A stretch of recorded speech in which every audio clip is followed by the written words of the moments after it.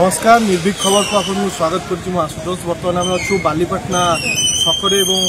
आज जो अभावन घटना बालीपाटना घटी गोटे 12 वर्षर नाबालिक विद्युत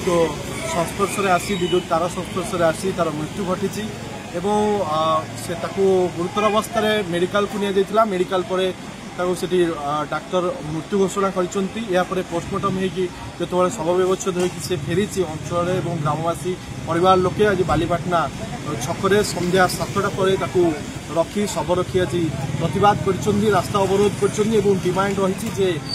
विद्युत विभाग कर्मचारी और उपरस्थ कर्मचारी आसतु ए विषय कौन परिवार को न्याय दे हम से विषय परिवार सह कथबार्ता करूँ किंतु दीर्घ 4 घंटा अपेक्षा पर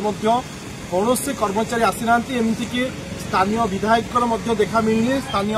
एमपी देखा मिलनी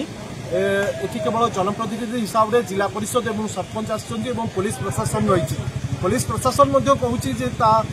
एसबुरे किसी ना से केवल आईन श्रृंखला व्यवस्था अच्छी ये सब विद्युत विभाग कर्मचारी से कौन भी कंट्रोल ना तेणु एटी प्रश्न उठुची लोक एवं न्याय क्या मागे विद्युत विभाग कर्मचारी एवं विद्युत ऑफिस जो कार्यालय नहांती एटी पुलिस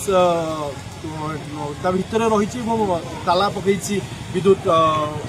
कार्यालय एटी गोटे प्रश्न उठुची वर्तमान लोके जो लोक नाबालिक वर्तमान न्याय मागुंट से क्या पाखु जी क्या पाखे न्याय दाबी करेंगे तेरे कौन हो ढू ढू वर्षा भितर प्रतिवाद जारी रही शव